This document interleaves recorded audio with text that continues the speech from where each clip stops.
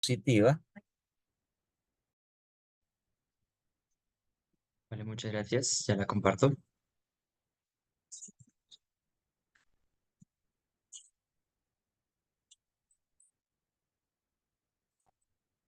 ¿Me podrían confirmar si se ve? Sí, Sí, puede ponerle pongo en el modo modo presentación. presentación. Ujú. Bueno, muy buenas noches para todos. Mi nombre es Tomás Felipe Palacino López, abogado de la Universidad Tecnológica y Pedagógica de Colombia, universidad pública. Además, soy investigador nacional e internacional perteneciente al grupo investigativo de CITEC, Cuerpo de Técnica Jurídica. Por un momento y para esta ponencia, en estos 30 minutos que me corresponden, me gustaría que todos, por un momento, todos los presentes y todos los que me están oyendo y a los que me estoy comunicando, que nos abstraigamos de lo que hemos escuchado, nos abstraigamos del derecho, nos abstraigamos de todo lo que podemos llegar a conocer y que quienes puedan miren al cielo, miren toda esa parte que incluso nos hace sentir infinitamente pequeños.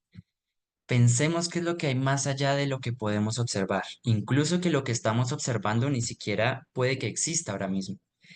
Pensemos en toda esa parte que nos hace sentir infinitamente pequeños y vayamos algo más allá y concibamos una cosa, que somos una imposibilidad en un universo imposible. Dentro de la física misma de la Tierra, existe algo que se le denomina la órbita geoestacionaria, GEO por sus siglas. ¿Qué es la órbita geoestacionaria? Es una órbita que por sus características particulares es de vital importancia para la humanidad. En el desarrollo tecnológico que se ha venido viviendo a lo largo de la historia, podemos comprobar que, por ejemplo, en temas de telecomunicaciones, en temas de colocación de satélites, siempre se ha buscado la prioridad y el no malgaste de recursos por parte de diversos organismos internacionales. La órbita geoestacionaria permite que no existan recursos como tal para colocar un satélite dentro de la órbita, porque esta órbita, que es paralela a la línea del ecuador de la Tierra, lo que permite es que se pueda colocar dentro de esta órbita, que es un espacio limitado dentro del espacio, se pueda colocar dentro de la órbita satélites o cualquier tipo de cuerpo celeste, denominémoslo, sin que se necesite combustible, propulsión ni nada, sino que por física la gravedad se encarga de que se mantenga firme dentro de la órbita, cada objeto que se coloque dentro de ella. ¿Qué es lo que pasa y cómo surge la pregunta problema de esta investigación? En Colombia, para ir adelantando por un momento las cosas, en Colombia en 1991, a través de un proceso nacional constituyente, se estableció la Constitución Política de Colombia. A través de ella, en su apartado, en su artículo 101 y 102, se establece cuáles son las partes en las que Colombia, como Estado soberano, ejerce su soberanía. Y dentro de esas partes existe la órbita geoestacionaria, su segmento dentro de la órbita geoestacionaria. Existe un problema que choca directamente y es el problema del derecho internacional. El derecho internacional ha venido surgiendo en específico con el derecho espacial, una nueva rama del derecho, ha venido surgiendo como una nueva práctica, una nueva posibilidad dentro del derecho que desde 1960 ha intentado ser regulada y Colombia, con su declaración de soberanía, choca con ese derecho internacional.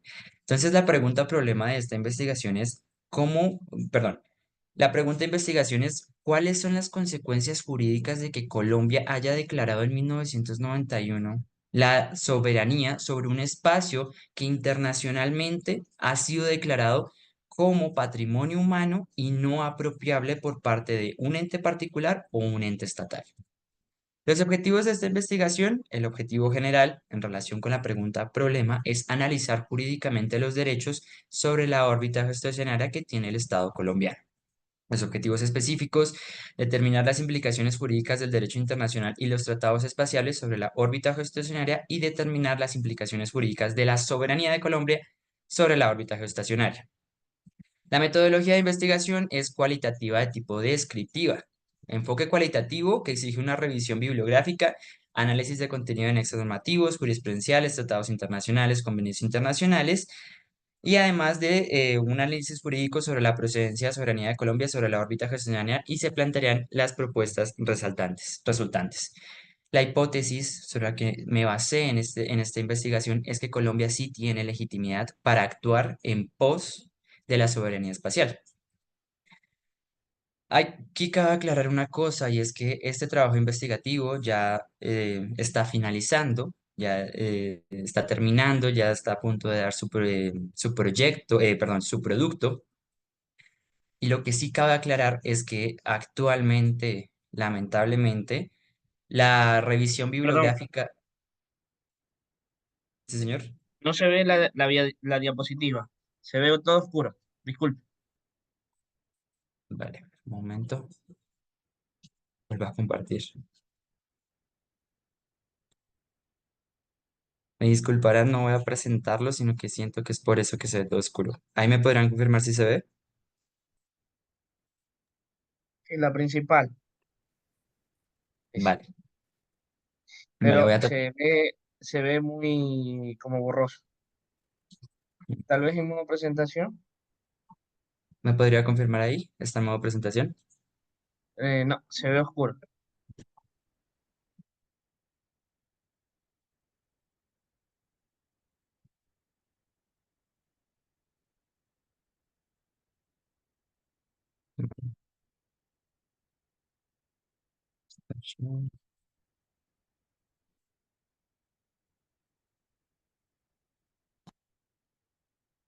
¿Sigue viéndose borroso? Sí, sí, un poquito. No sé si lo puedes poner mejor en PDF y lo compartes en PDF, tal Vale, sí, vez. señor. Vale, un momento entonces. Me disculparán.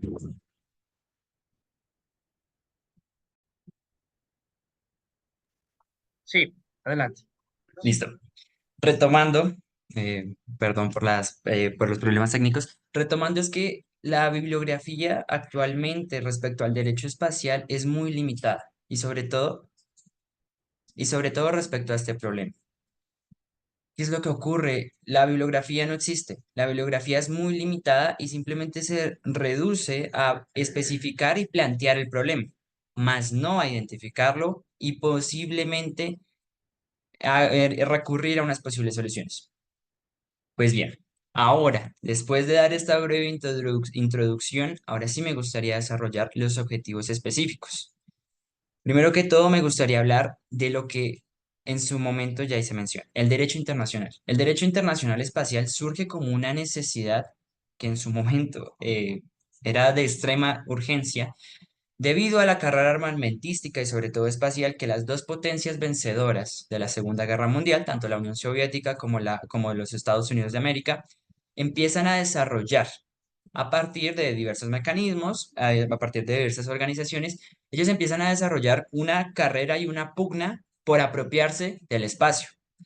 Es así como la ONU, que recién había sido creada y que recién estaba utilizando y haciendo parte de las declaraciones de derechos internacionales, como el derecho internacional humanitario o la propia Declaración de los Derechos Humanos, empieza a crear un derecho espacial que lo que busca es primero la cooperación internacional y segundo, que el espacio sea declarado como patrimonio humano y no apropiable por ninguna nación alrededor del mundo. En 1963 aparece el primer tratado internacional que se denomina, eh, bueno, es la Declaración sobre la Utilización del Espacio Ultraterrestre con fines pacíficos. ¿Qué es lo que buscaba este tratado internacional? Como ya dije, que nadie se apropiara de el espacio exterior, ninguna parte de ello, y que también se buscara la cooperación internacional. Al parecer la ONU vio que esto era un tanto impertinente porque no tuvo en cuenta muchas cosas y en 1967 aparece el Tratado Internacional de Espacio Exterior, del espacio, sí, del derecho espacial más importante y que actualmente es el que rige todo lo que tiene que ver en relación al derecho espacial. Es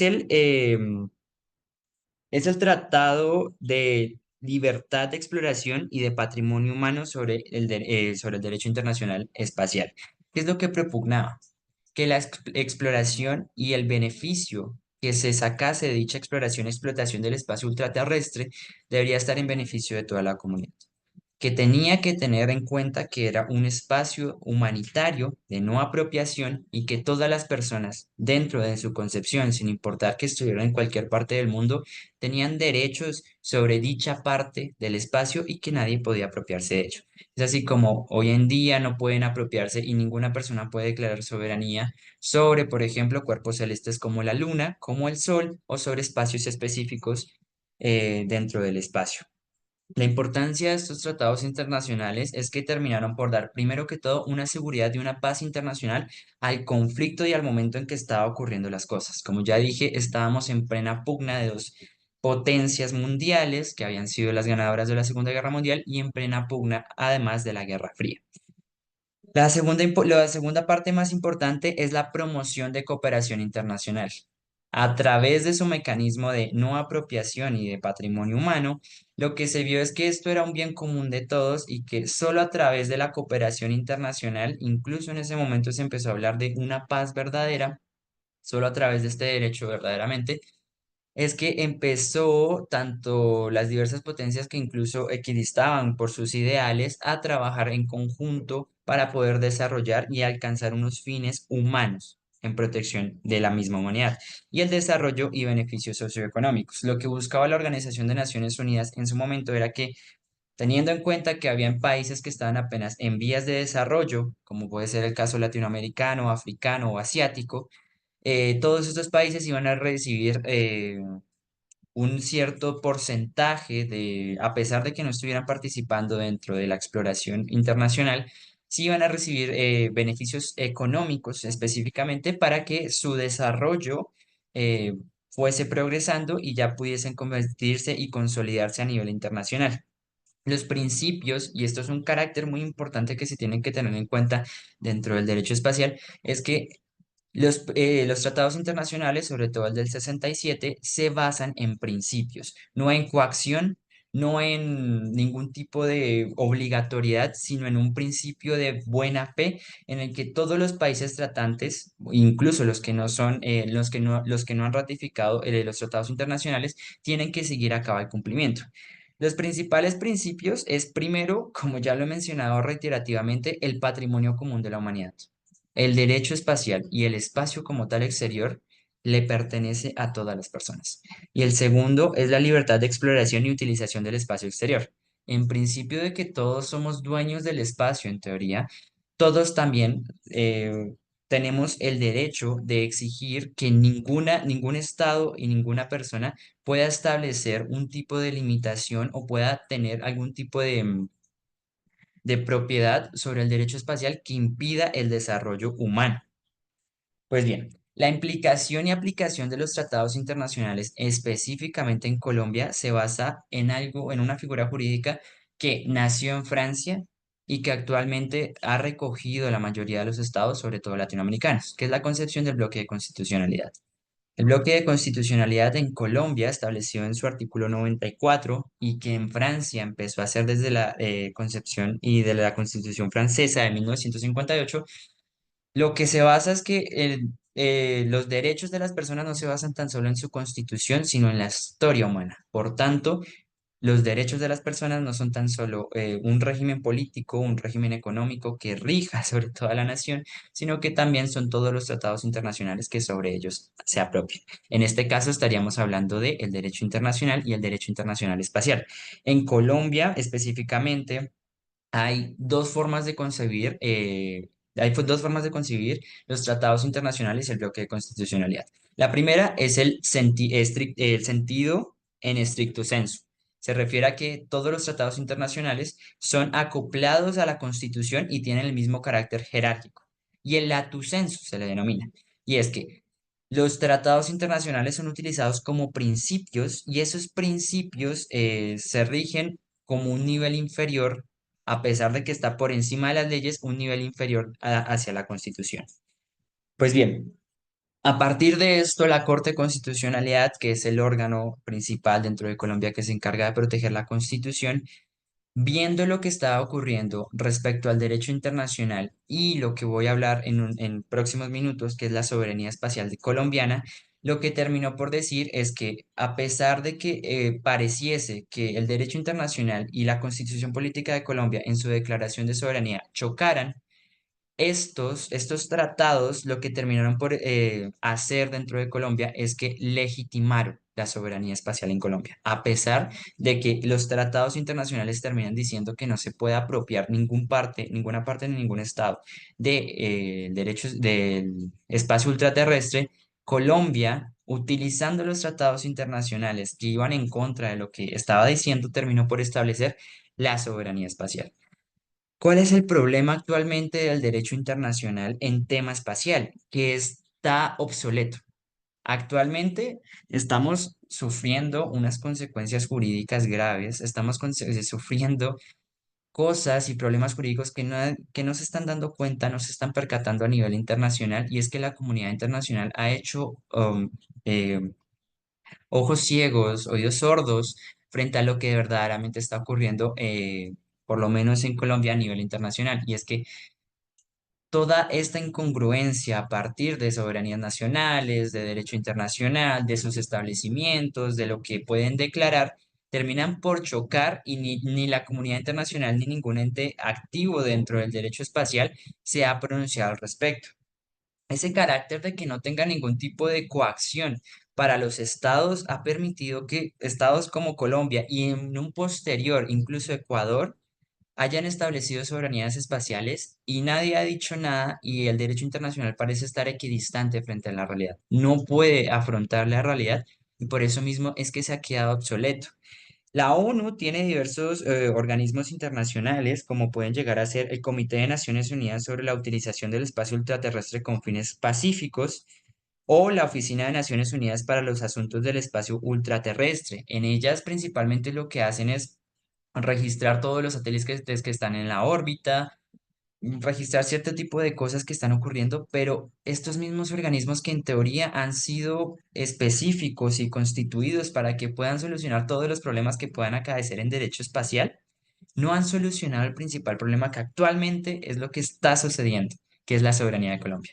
Todo esto lo que ha permitido es que, primero, las perspectivas de futuro dentro del derecho espacial es que sean nulas. La comunidad internacional está callada en términos jurídicos, por lo menos, frente al derecho espacial.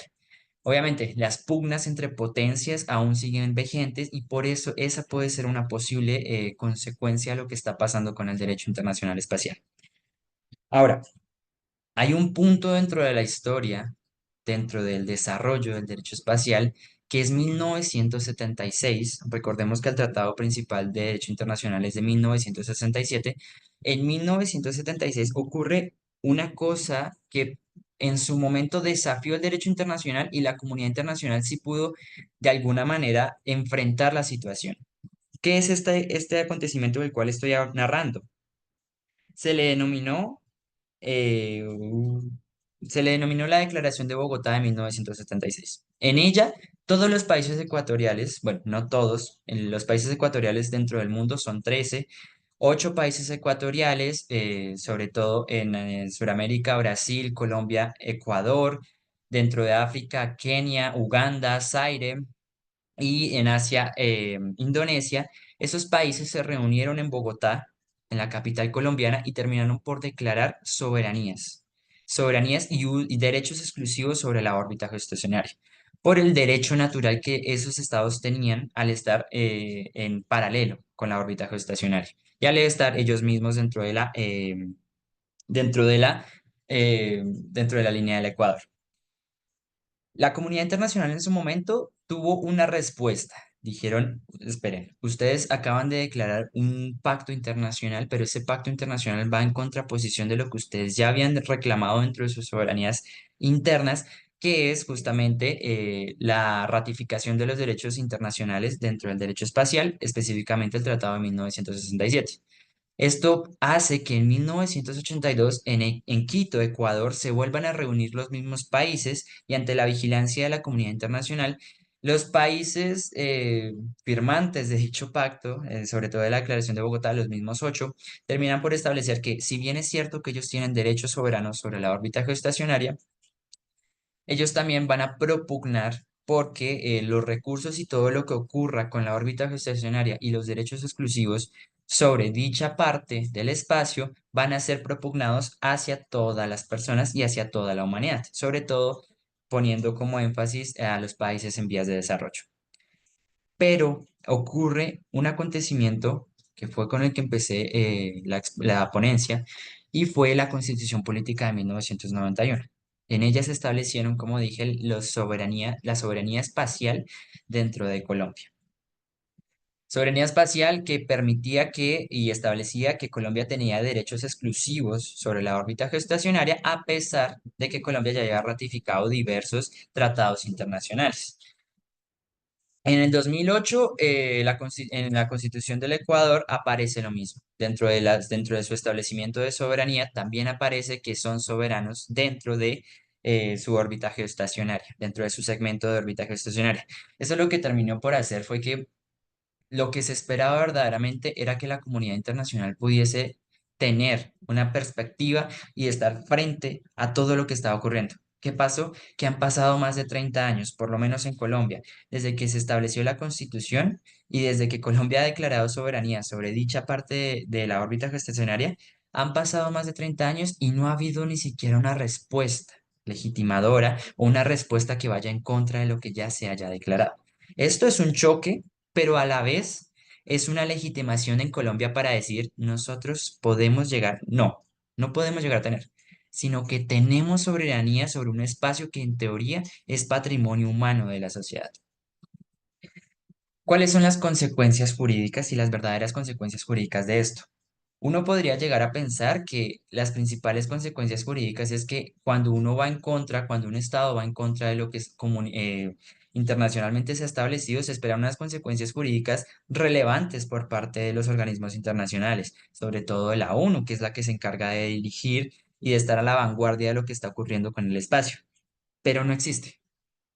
El derecho de Colombia sobre la órbita gestacionaria es real, es concreto, es macizo y gracias al silencio legitimador de la comunidad internacional en general, se ha permitido establecer que Colombia sí tiene legitimación sobre la órbita geoestacionaria y que incluso Colombia ya ha hecho uso de esos índices, de ese derecho de exclusividad sobre la órbita geoestacionaria, porque uno de los parámetros y uno de los ingresos del Estado colombiano es justamente gracias a la utilización y sobre todo de aranceles que se le pueden llegar a colocar a diversos estados por la utilización de nuestro espacio soberano. Debido a esto, y ya como para ir concluyendo la ponencia, es que los países ecuatoriales son soberanos de la órbita geoestacionaria. Colombia ha sido pionera verdaderamente en todo lo que tiene que ver con la órbita geoestacionaria y Ecuador lo ha seguido.